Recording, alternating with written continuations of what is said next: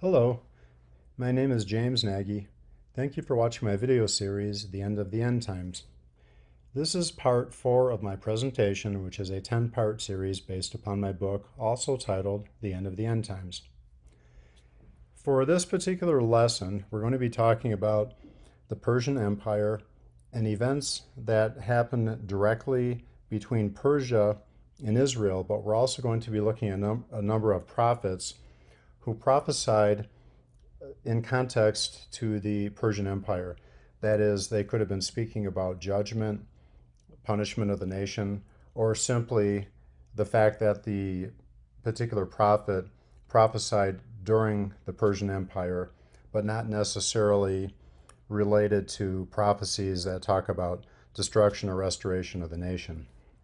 So we're going to take this lesson and break it up into 2 parts because there's a lot of information to cover here, both geographically, historically, but also when we get into the words of some of the prophets, I want to spend a little bit extra time and kind of go through it slowly so we don't rush through and miss some important pieces of information. So this is going to be lesson 4A, the first part of lesson 4, and then we'll continue next time by wrapping up lesson 4, still related to the Persian Empire. And the focus of the next lesson will be on the 70 weeks of Daniel. So let's go ahead and jump in. Recall from the book of Daniel that there are 4 beasts mentioned in chapter 7, and also recall that these beasts are pretty much acknowledged to be references to the Babylonian Empire, the Persian Empire, the Greek Empire, and the Roman Empire. We're going to devote at least one lesson to each of the 4 beasts. And as I said, we're going to be discussing the Persian Empire, which is indicated by the second beast in the Daniel passage. So let's go ahead and read it. And behold, another beast, a second one like a bear. It was raised up on one side. It had 3 ribs in its mouth between its teeth. And it was told, arise, devour much flesh. Well, let's talk about how the Persian Empire became the Persian Empire. There's a little bit of history that we're going to look into. And at this point, you might be wondering in the presentations, is all this history and timelines and maps absolutely important? And the answer is yes, it is very important.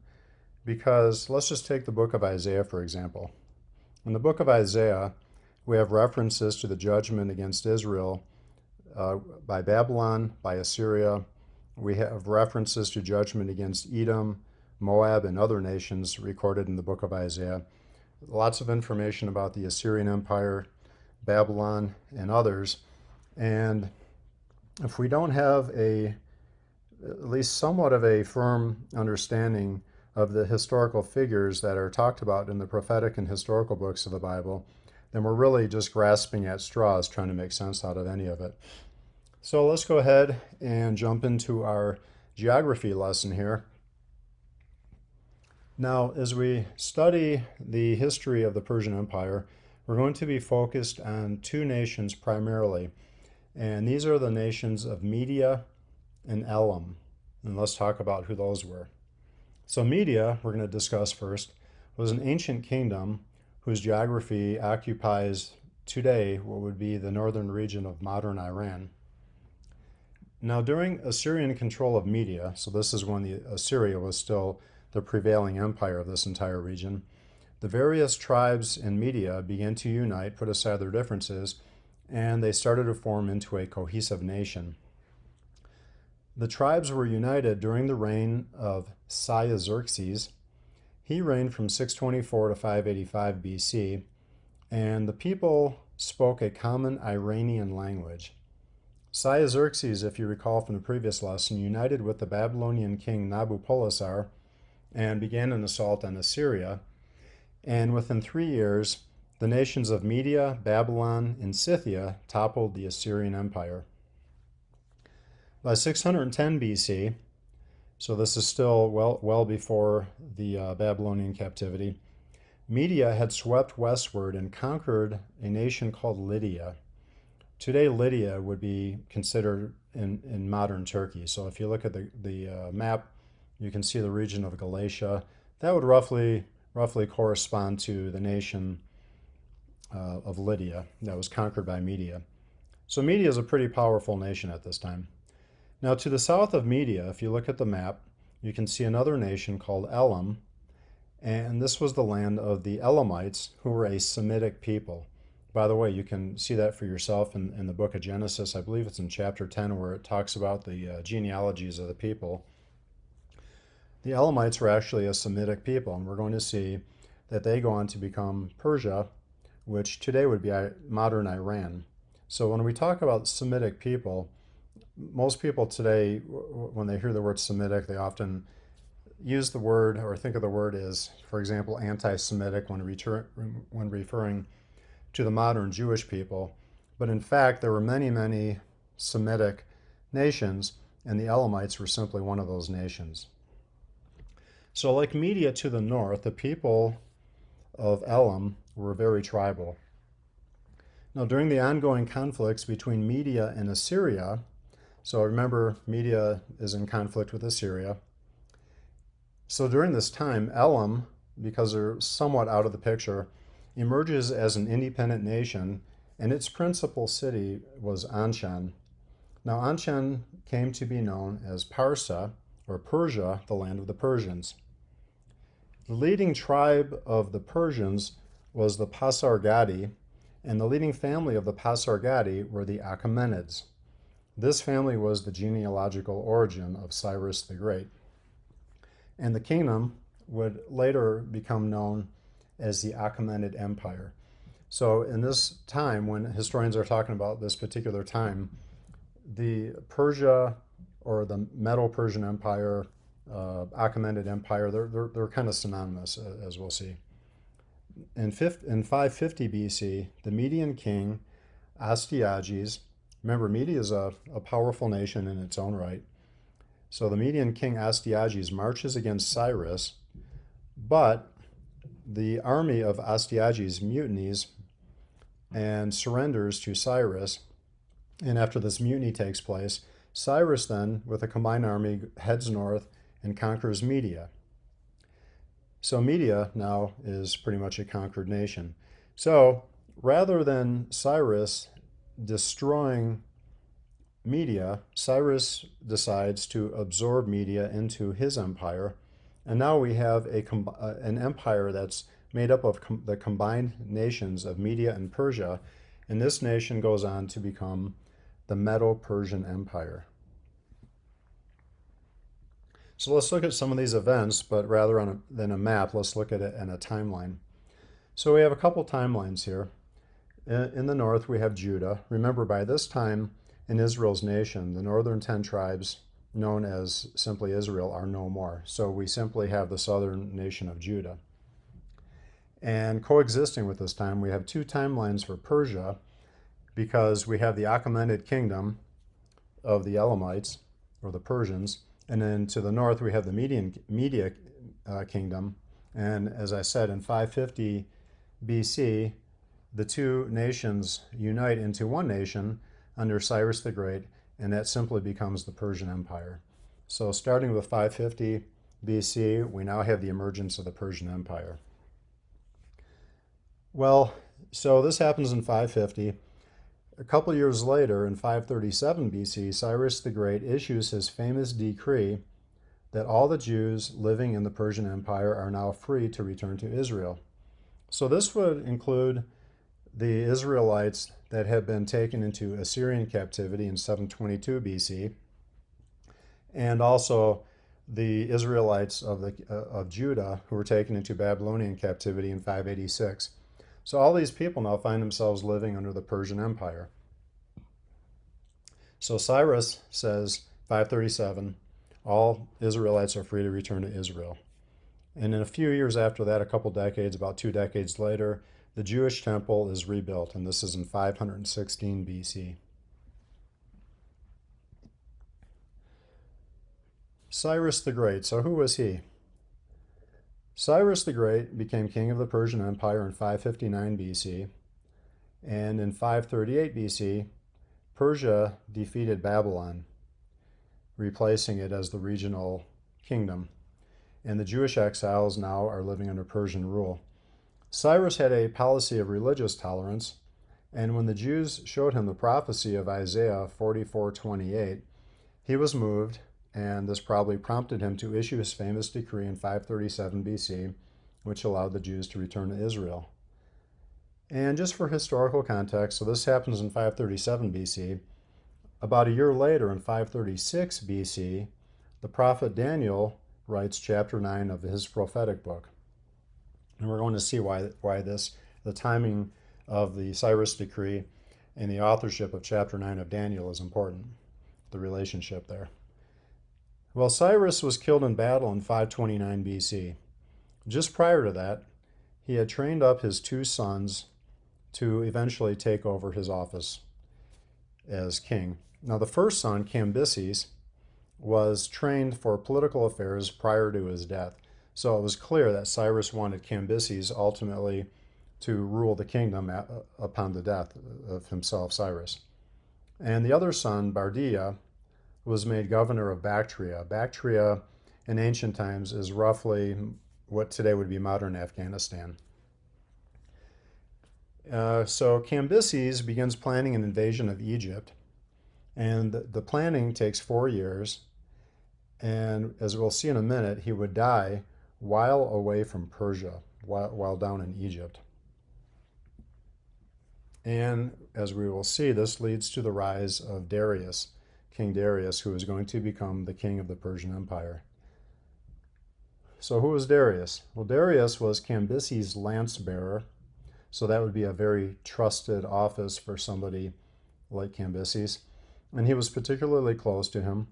And like Cyrus, Darius was also an Achaemenid, so he was from the high family, the most prominent family of Persia. Well, Cambyses dies a mysterious death while returning from Egypt. Accounts say that he injured himself with his own sword while climbing upon his horse. And the account goes on to say that the wound became infected and he would later die from the infection. So this happens, and Bardiya assumes then the throne of Persia, right? So the father, Cyrus, is dead.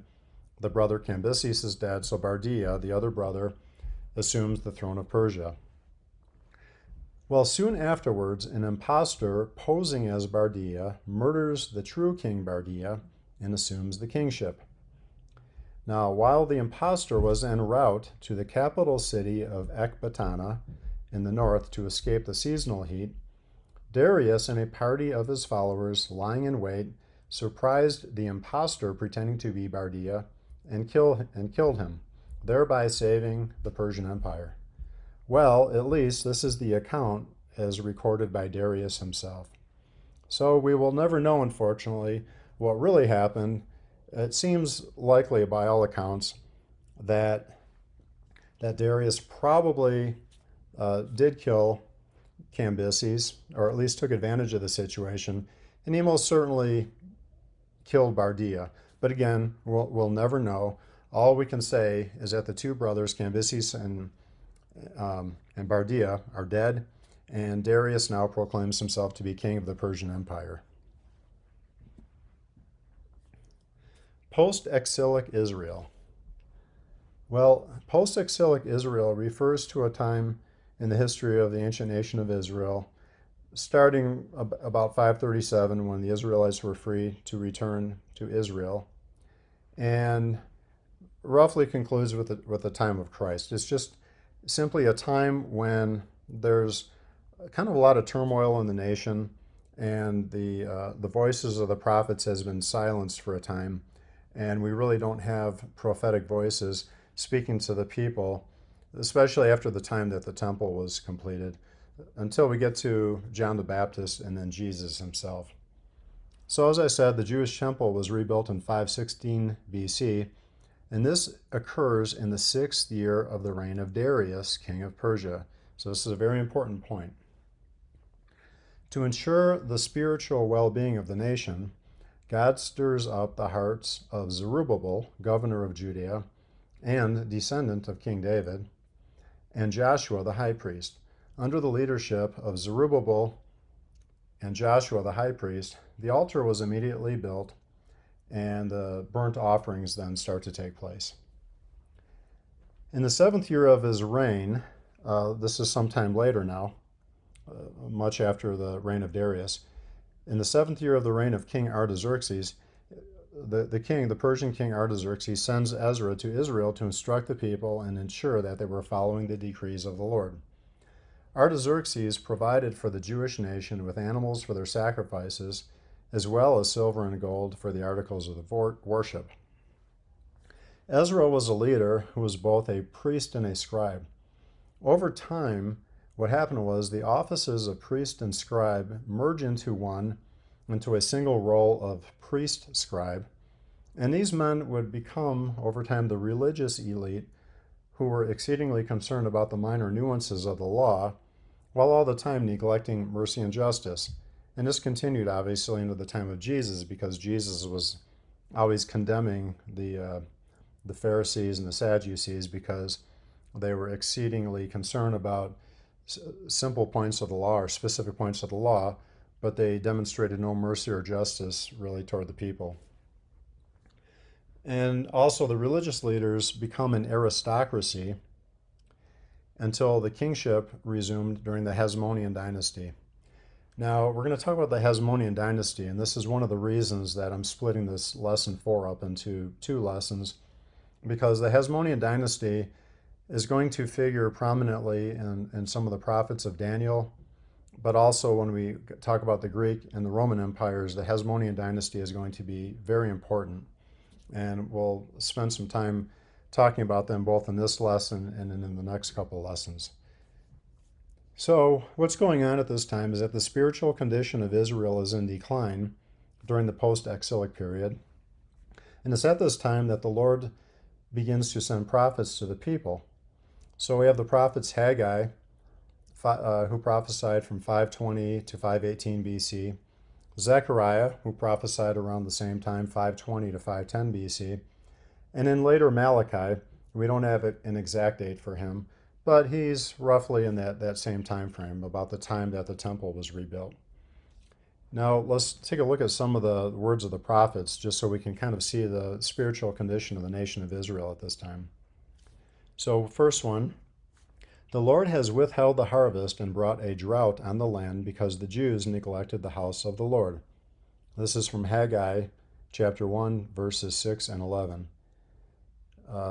Again, the Jews were guilty of the same sins that resulted in the exile of the nation. This is from Zechariah chapter 7, verses 8 through 14. So Zechariah is warning the exiles who returned to Israel that, hey, your sins are just as great as the sins that led to your the Jews being taken into Babylonian captivity in the first place. So things aren't looking good for the people. Later, Malachi emerges as a prophet, and he warns the people that they had profaned the offerings of the Lord and were growing weary of keeping them. This is from Malachi chapter 1, verses 12 and 13 through 13. And so we can see that the people are living back in Israel, but they're not really keeping the Lord's laws. They haven't built the house of the Lord, and the Lord is growing weary of them at this point. All right, the last slide we're going to look at this time are some of the prophecies of Jeremiah, Isaiah, and Daniel. So let's talk about these guys. Well, recall that Jeremiah was the prophet, or as I like to call him, the ambassador to Jerusalem during the Babylonian invasion. Daniel, on the other hand, was a prophet living in Babylon and then Persia. Not that he moved, but he was one of the captives that was taken to Babylon by the Babylonian king after one of the assaults on Jerusalem. And he becomes kind of the ambassador to Babylon. And after the Persian Empire takes over, then now Daniel finds himself living in Persia.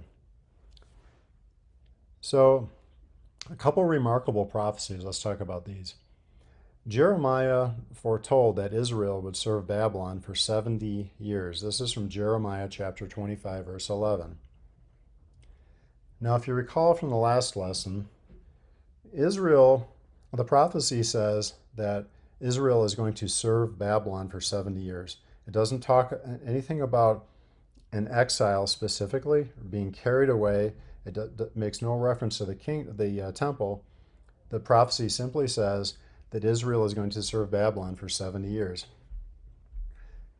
If you recall from the previous lesson, Judah effectively came under Babylonian control, or they essentially fell as a nation to Babylon in the year 607 BC.